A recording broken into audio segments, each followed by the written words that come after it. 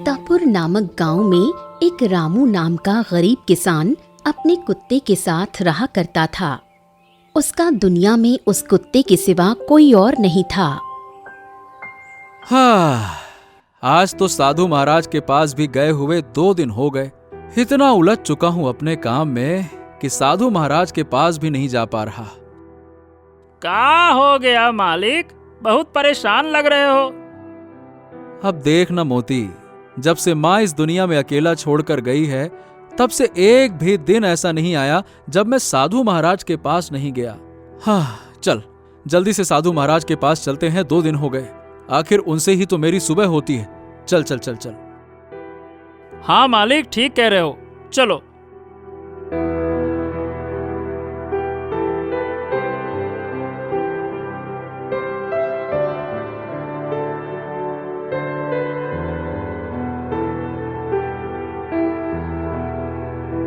रामू और मोती जैसे ही साधु महाराज के पास पहुंचे, साधु महाराज बहुत चिंता में बैठे हुए थे। प्रणाम साधु महाराज, क्या बात है? आप इतनी गहरी सोच में क्यों डूबे हैं? कुछ हुआ है क्या? अनर्थ होने वाला है। इस गांव में अब एक नहीं 100 मौतें होंगी, वो भी बच्चों की। ये धरती खून से रंगने वाली है और इस गांव का विनाश होने वाला है। ये सुनकर मोती और रामू दोनों डर गए। ये आप क्या कह रहे हैं महाराज? ऐसा नहीं हो सकता। मेरी बात ध्यान से सुनो। जो बात मैंने तुमको बताई है वो किसी और को मत बताना। इस विनाश को केवल और केवल तुम और राजा, तुम दोनों ही रोक सकते हो। ये आप क्या कह रहे हैं साधु महाराज? मैं तो एक गरीब आदमी हूं। मैं कैसे इस विनाश को रोक सकता हूं? और राजा के साथ मैं कैसे मिल सकता हूं? राजा को तो आज तक मैंने अपनी आंखों से देखा भी नहीं है। वो मेरे साथ कैसे मिलेंगे? क्यों मिलेंगे? साधु महाराज ने कोई जवाब नहीं दिया और देखते ही देखते साधु महाराज पत्थर की मूर्ति में बदल गए। अरे बाप रे बाप! ए मोती देखा तूने? साधु महाराज पत्थर की मूर्ति में बदल गए। हाँ मालिक, ये कैसे हो गया? अब क्या होगा मालिक? तभी साधु महाराज के पास गांव की एक औरत मोहिनी और उसका पति मुकेश आया। साधु महाराज को पत्थर की मूर्ति में बना देख बुरी तरह चौंक गए। हम साधु महाराज से अपनी होने वाली संतान का सुख मांगने आए थे। साधु महाराज तो लगता है गलती से अपने ही श्राप में बंध गए हैं। अरे ये कैसे हो गया? अरे भाई, पूरा गांव साधु महाराज को भगवान मानता है। प्रतिदिन हर व्यक्ति उनकी पूजा करता है। उनके बिना किसी भी व्यक्ति का काम पूरा नहीं होता। और अब जब साधु महाराज को खुद ही अपना श्राप लग गया है तो ये गांव वालों की मदद कैसे करेंगे? चलो भाई, कुछ नहीं हो सकता।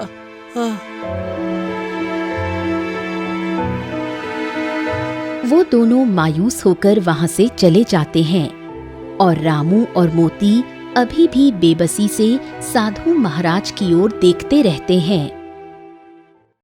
ए मोती, अब हम क्या करेंगे? साधु महाराज तो पत्थर बन गए और उन्होंने कहा था कि विनाश रोकने का एक ही उपाय है और वो उपाय सिर्फ मैं और राजा कर सकते हैं। पर अब मैं राजा तक कैसे पहुंचूं? कोई मुझे महल में घुसने भी नहीं देगा। अच्छा मालिक, साधु महाराज ने इतनी बड़ी भविष्यवाणी की है तो जरूर उन्होंने आपके लिए कुछ ना कुछ तो सोचा होगा। हमें हिम्मत नहीं हारनी चाहिए मालिक।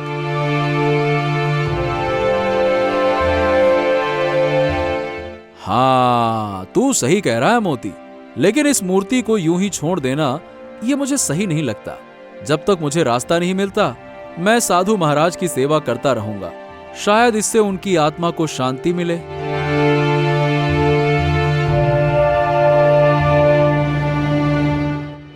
इतना कहकर रामू पास के तालाब से रोज जल और फूल लाता और मूर्ति की पूजा करता। वो घंटों तक उनके सामने बैठकर मौन साधना में डूबा रहता। 2-3 दिन इसी तरह बीत गए। फिर एक दिन मंत्री और सैनिक घोड़े पर सवार होकर जंगल से गुजर रहे होते हैं। तभी मंत्री की नजर अचानक रामू पर पड़ती है, जो मूर्ति की पूजा कर रहा था। अरे ये कौन है इस घने जंगल में अकेला और इस मूर्ति की पूजा कर रहा है, और एक कुत्ता भी साथ में है। मंत्री जी, यह कोई साधारण मूर्ति नहीं है।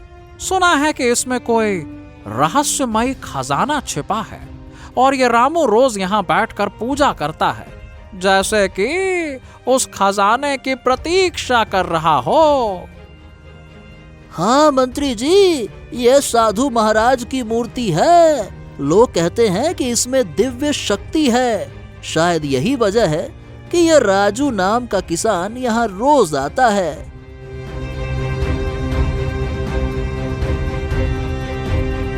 अरे वाह, तो फिर ये मूर्ति जंगल में क्या कर रही है? ऐसी चमत्कारी और कीमती चीज तो राजमहल में होना चाहिए। चलो, ये समाचार तुरंत महाराज को देते हैं। चलो।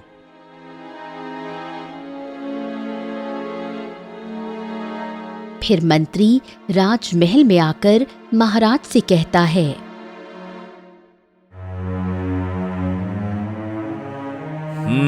मंत्री जी, पड़ोसी राज्य के राजा ने क्या उत्तर दिया? क्या समाचार लाए हो? महाराज, वो समाचार बाद में बताऊंगा। पहले जो बताने जा रहा हूं उसे सुनकर आप स्वयं चौंक उठेंगे। ऐसा क्या है? कहो मंत्री, बताओ। महाराज, हमारे ही जंगल में एक अद्भुत मूर्ति है। लोग कहते हैं कि वो साधु महाराज की मूर्ति है और उसमें चमत्कारी खजाना छिपा है। वहां का एक गरीब किसान रामू और उसका कुत्ता रोज उस मूर्ति की पूजा करते हैं।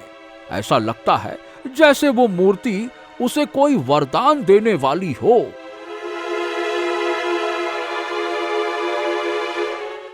अच्छा, तो फिर ऐसी अद्भुत मूर्ति जंगल में क्या कर रही है? सुनो, हर कीमत पे वो चमत्कारी वस्तु यहाँ हमारे राजमहल में होनी चाहिए, ना कि किसी वीरान जंगल में। मंत्री जी, आप सैनिकों को भेजो और उस मूर्ति को तुरंत राजमहल में लेकर आओ। जाओ। जी महाराज, मैं स्वयं सैनिकों के साथ जाकर वो मूर्ति लेकर आऊंगा। मुझे पूरा भरोसा है। जाओ और शीघ्र लौटो।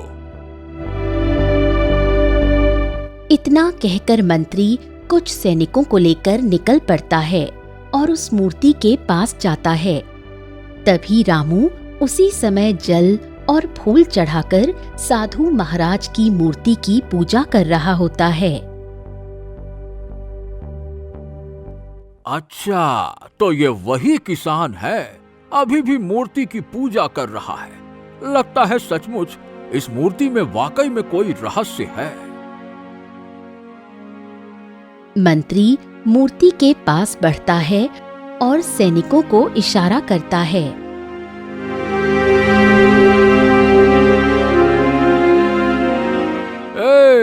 सुनो रामू, अब ये मूर्ति तुम्हारी नहीं है, ये राज्य की धरोहर है, धरोहर। आज से ये राजमहल में रहेगी। सैनिकों, चलो। अरे मंत्री जी, रुकिए। ये मूर्ति साधु महाराज की है। उन्होंने हमेशा हमारे गांव की रक्षा की है। ये कोई साधारण पत्थर की मूर्ति नहीं है। ये हमारे प्राण हैं, प्राण। आप इन्हें नहीं ले जा सकते। अरे चुप रहो, फालतू की बात नहीं करो। तुम एक मामूली किसान हो, किसान। महाराज का आदेश है, ये मूर्ति अब राजमहल में जाएगी, मतलब जाएगी। और जहां महाराज का आदेश हो वहां और किसी की नहीं चलती। सैनिकों, नहीं, रुकिए। नहीं, आप ऐसा नहीं कर सकते।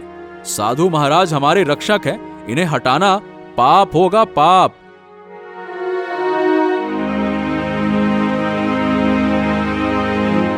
तभी 2 गांव वाले वहां आ जाते हैं।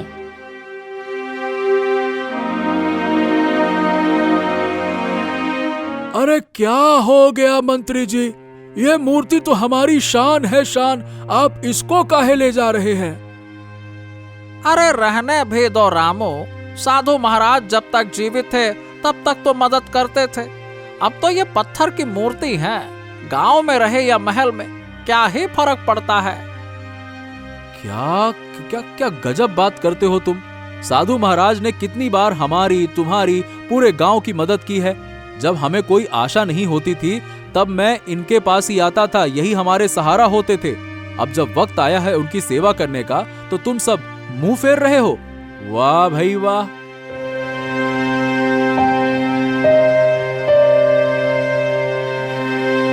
लेकिन गांव वाले चुपचाप नजरें झुकाकर चले जाते हैं। रामू अकेला रह जाता है।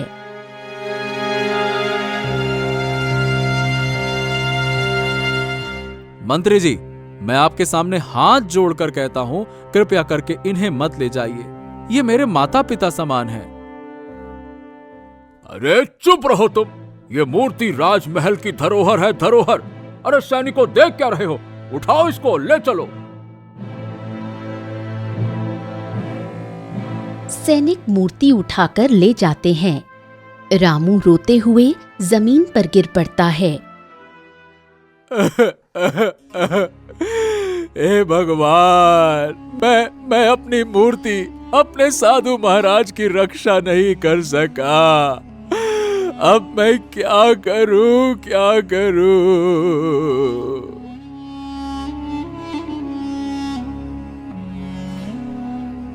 फिर वो परेशान और उदास होकर अपने घर लौट आता है।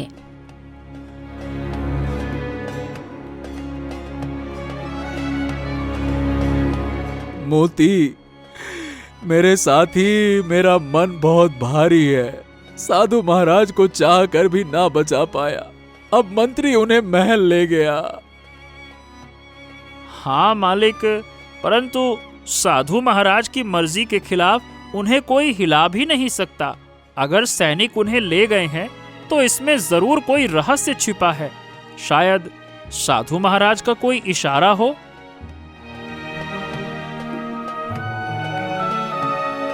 हाँ, इशारा? मतलब इसमें क्या भलाई होगी मोती? समझा नहीं। मालिक चिंता मत कीजिए, मैं खुद पता लगाऊंगा।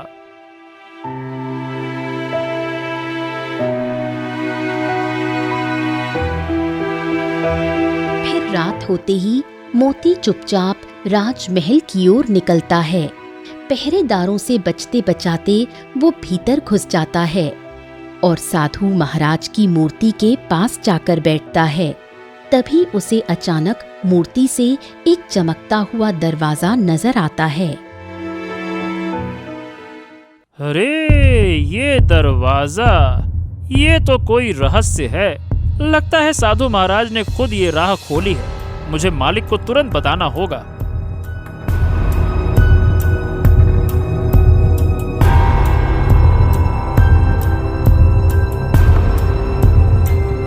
वो चोरी छिपे महल से निकलकर रामू के पास लौट आता है।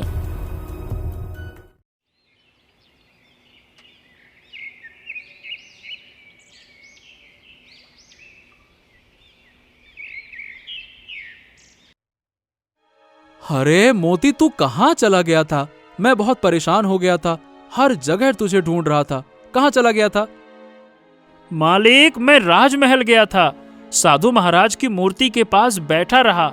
वहां मैंने अपनी आंखों से एक अजीब सी चमक और एक दरवाजा देखा, जैसे मूर्ति के भीतर कोई रहस्य छिपा हो।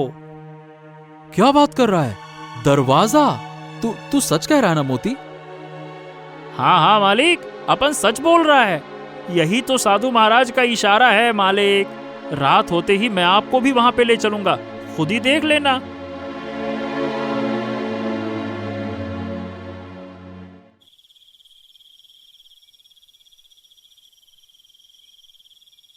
रामू और मोती चोरी छुपे महल में घुसते हैं और साधु महाराज की मूर्ति के पास जाकर रामू बैठ जाता है।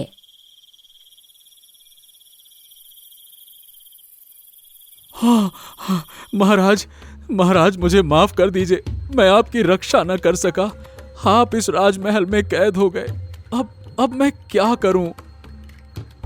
तभी अचानक मूर्ति से एक गहरी रहस्यमयी आवाज गूंजती है।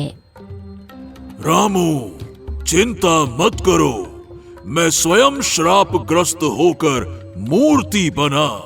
ये सब मेरे ही संकल्प से हुआ है। क्या आप बोल रहे हैं साधु महाराज?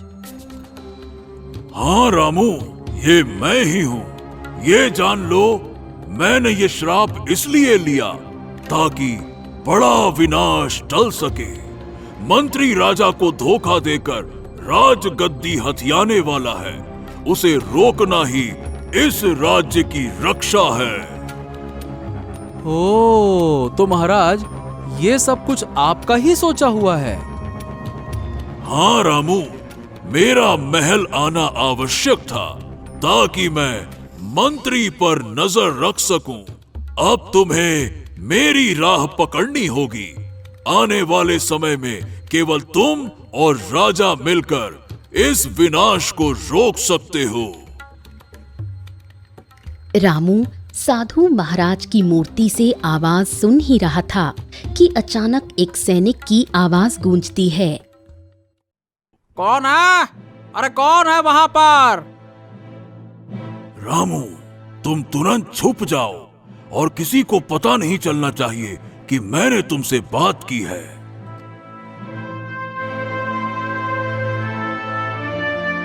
रामू और मोती तुरंत महल की दीवार के पीछे छिप जाते हैं। सैनिक मूर्ति के पास आता है।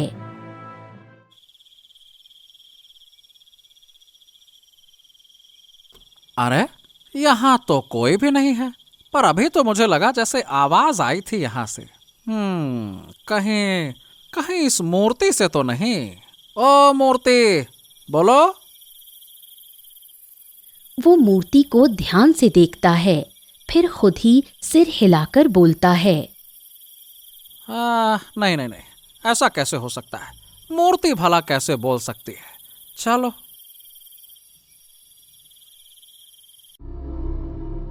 इतना कहकर सैनिक चला जाता है। रामू और मोती राहत की सांस लेकर चुपके से घर लौट जाते हैं।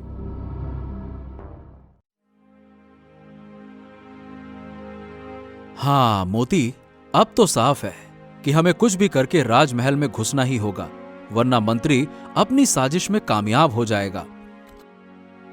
हाँ मालिक, अब और देर करना अपन के लिए खतरनाक होगा।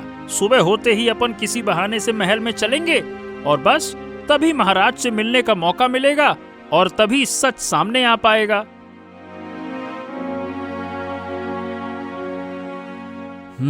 ठीक कहा तूने मोती, यही सही रास्ता है।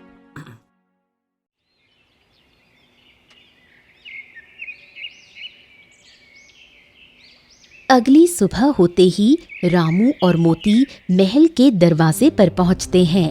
तभी सैनिक उन्हें रोक देता है। ओ भैया, कहाँ जा रहे हो? रुको रुको रुको रुको। देखिए सैनिक जी, मुझे महाराज से मिलना है। मैं बहुत गरीब किसान हूँ, मेरी फसल बर्बाद हो गई, घर तक बिक गया, अब हमारे पास कुछ नहीं बचा। मैं और मेरा ये पालतू जानवर मोती, हम दोनों खाने के लिए दाने दाने को तरस रहे हैं। बस महाराज के दरबार में कोई छोटा मोटा काम मिल जाए तो हमारी जिंदगी बच सकती है। ओ, यहाँ कोई काम धाम नहीं है, चलो उठो, भागो यहाँ से, चलो। तभी अचानक मंत्री वहां आ जाता है। वो रामू को देखता है और जोर जोर से हंस पड़ता है। अरे अरे, तू यहाँ क्या कर रहा है? लगता है उस दिन का दर्द अभी बाकी है। मूर्ति नहीं देने चला था ना, अब मजा आया भिखारी कहीं का। अब आया है ना मुझसे काम मांगने, हैं?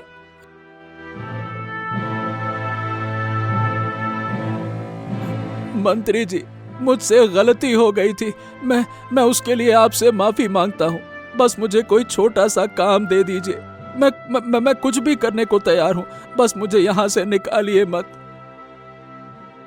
अच्छा, तो अब मेरी ताकत समझ में आई।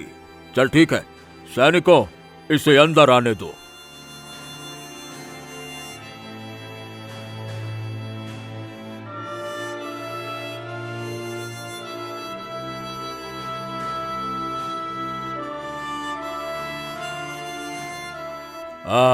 ये देख रामू, ये है राज दरबार। आज से तेरा काम यही होगा। इसे चमकते शीशे जैसे साफ कर देना। झाड़ू पोछा सब कुछ खुद ही करेगा तू, ठीक है? क्योंकि यही तेरी औकात है। हाँ हाँ ठीक है मंत्री जी, जैसा आप कहेंगे वैसा ही करूंगा।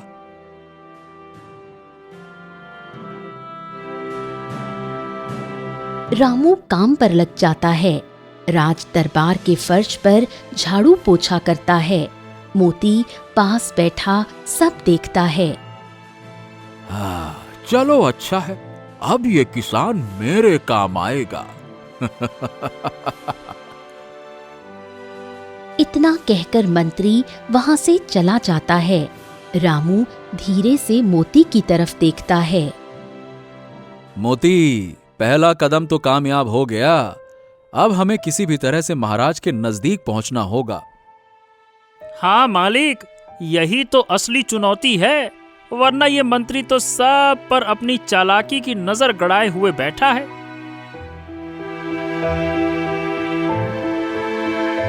रामू हर रोज मूर्ति के पास साफ सफाई करता है, फूल सजाता है, दीप जलाता है। ये देख मंत्री को शक होने लगता है।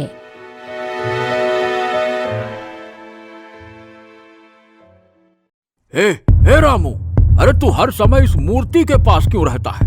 कहीं मुझसे कुछ छुपा तो नहीं रहा है ना? बोल। नहीं नहीं नहीं मंत्री जी, मैं भला आपसे क्या छुपाऊंगा। मैं तो एक मामूली किसान और अब इस राज दरबार का नौकर हूँ। झाड़ू पोछे का काम है मेरा, सफाई करना और मूर्ति की सेवा करना ही तो काम है।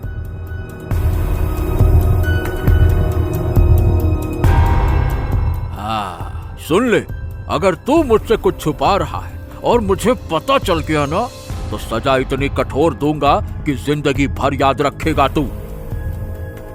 हाँ हाँ हाँ मंत्री जी, मैं सच कह रहा हूँ, मैं कुछ नहीं छुपा रहा आपसे।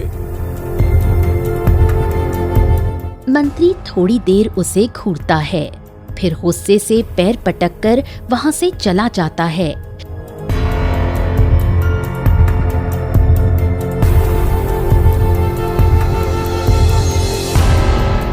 वहीं दूसरी ओर महाराज अचानक बीमार पड़ने लगते हैं। उनका चेहरा पीला पड़ जाता है और शरीर बहुत कमजोर हो जाता है। राजवैद्य नाड़ी देखते हुए कहते हैं, महाराज, आपकी बीमारी समझ से परे है। ऐसा लगता है मानो आपके शरीर में कोई जहर धीरे धीरे फैल रहा हो, परंतु आप कहते हैं कि आप वही भोजन कर रहे हैं जो महल में बनता है। हाँ वैद्य जी, मैं तो वही खाता हूँ जो राजमहल में पकता है, इसके अलावा और कुछ नहीं। बड़ी अजीब बात है। ठीक है, हम इसका कारण ढूंढ रहे हैं, आप चिंता ना करें।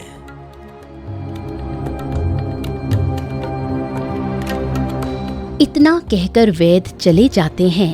तभी मंत्री कमरे में प्रवेश करता है।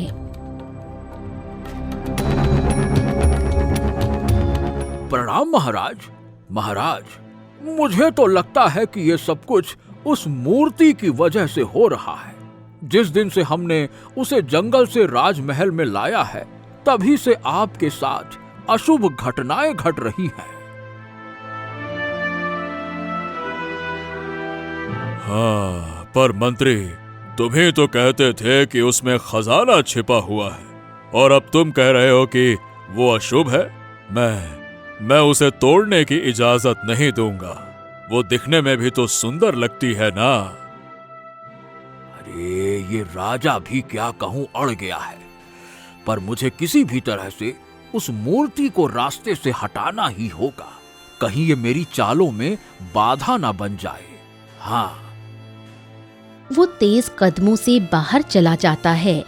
तभी अचानक एक सैनिक भागता हुआ आता है। मंत्री जी, वो उस मूर्ति से आवाज आ रही है। हैं? अरे ये क्या बक रहा है तू? मूर्ति से आवाज? हाँ मंत्री जी, और अब तो आवाज काफी तेज आ रही है। ऐसा लग रहा है जैसे जैसे जैसे मूर्ति रो रही हो।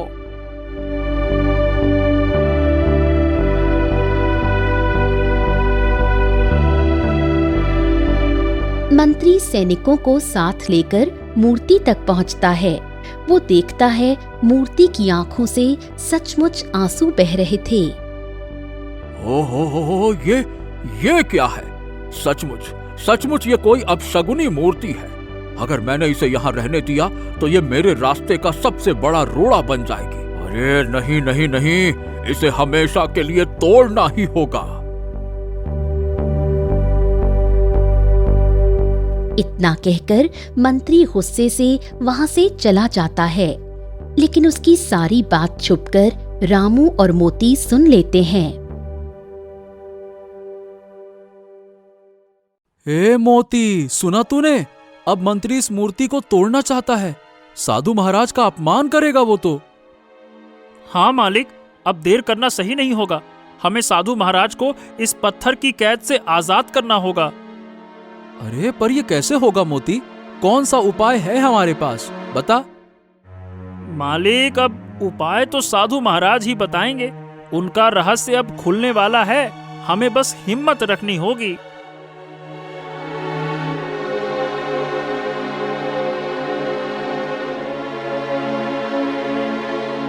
चारों ओर सन्नाटा था।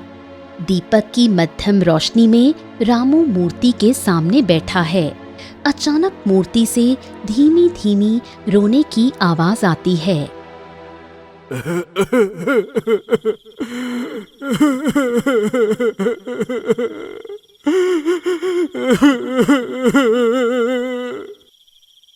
ए मोती, ये कैसी आवाज है? क्या ये साधु महाराज रो रहे हैं? जल्दी से रामू देखता है साधु की पत्थर बनी आंखों से सचमुच आंसू गिर रहे हैं। उसी रोशनी में मूर्ति हल्की सी चमक उठती है।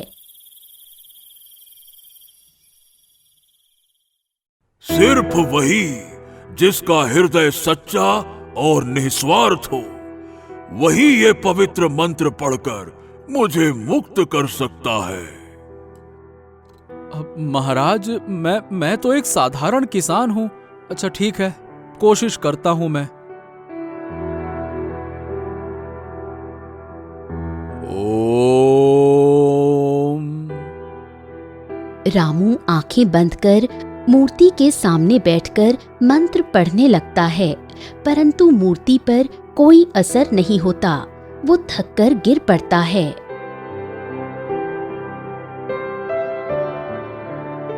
हाँ, शायद मैं योग्य हूं ही नहीं, लेकिन फिर भी कोई बात नहीं साधु महाराज, मैं अपना जीवन आपकी सेवा में समर्पित कर दूंगा।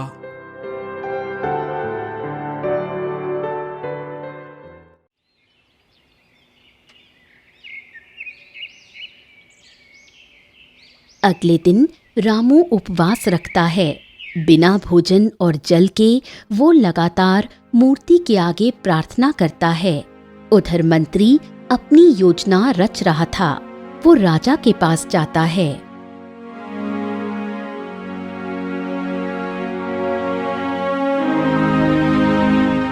महाराज, अरे महाराज, वो मूर्ति कोई वरदान नहीं बल्कि श्रापित वस्तु है।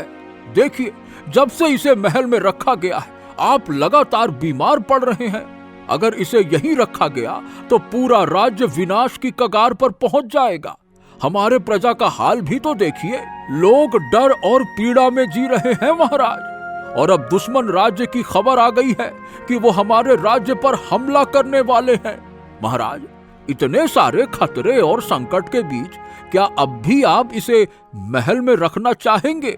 अब इसे हटाना ही एकमात्र सुरक्षित विकल्प है।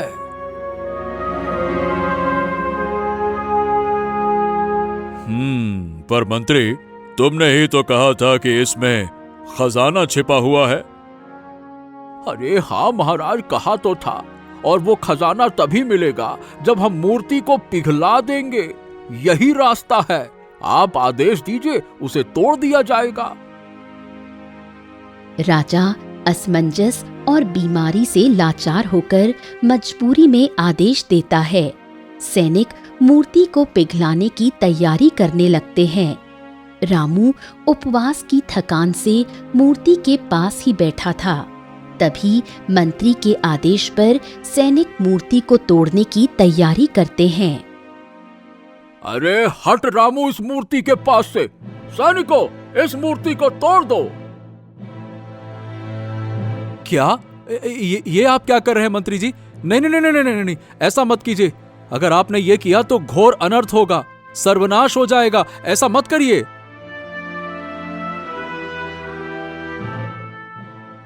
अरे तू पीछे हट जा रामू, वरना इसकी सजा तुझे भी मिलेगी। हट जा पीछे।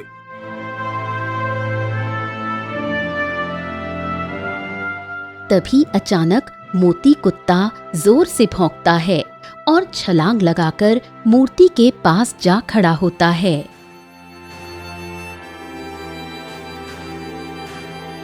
हे साधु महाराज, ये मेरा आखिरी प्रयास है। अगर आप चाहते हैं कि मैं सफल हो जाऊं तो मुझे शक्ति दीजिएगा, शक्ति। ओम। वो धीरे धीरे फिर से वही पवित्र मंत्र पढ़ने लगता है। इस बार उसकी आवाज कांप रही है, लेकिन दिल पूरी तरह निष्ठा से भरा था। तभी अचानक मूर्ति तेज रोशनी से चमक उठती है। तभी उनके बीच से साधु प्रकट होते हैं।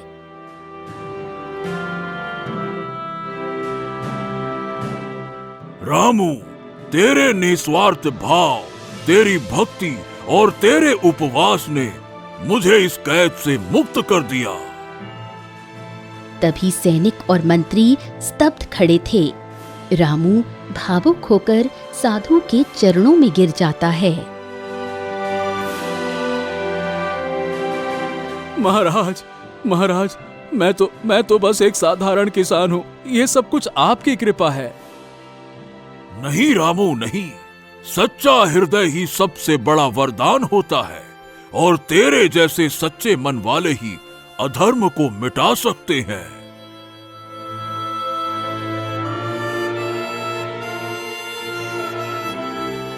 तभी राजा भी वहां आ जाते हैं।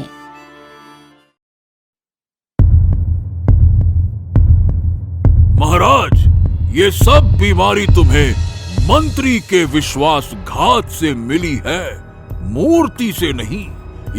ये वही मंत्री है जिसने इस राज्य में दुष्टता फैलाई।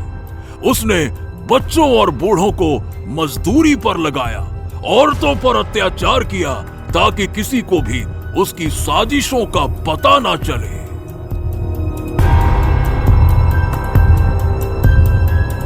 मंत्री डर के मारे कदम पीछे खींचता है। उसका पसीना छूट रहा था। क्या मंत्री, तुमने हमारे साथ इतना बड़ा विश्वासघात किया? सैनिकों, कारावास में डाल दो इसे, ले जाओ इसे। महाराज हमसे गलती हो गई। महाराज मुझे बस एक मौका दे दीजिए। बस एक मौका महाराज, गलती हो गई। गलती की माफी मिलती है, अपराध की नहीं।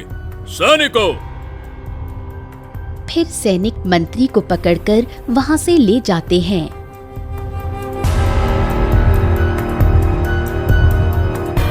मैंने खुद को पत्थर में बदल दिया था, ताकि भविष्य में आने वाले बड़े संकट को टाला जा सके। वो संकट ये मंत्री था जिसने गांव में डर और अन्याय फैलाया। अब इस राज्य का समाधान केवल तभी संभव है जब राजा और रामू दोनों साथ में खड़े हों। उनका सहयोग और ईमानदारी ही इस राज्य को सुरक्षित रखेगी।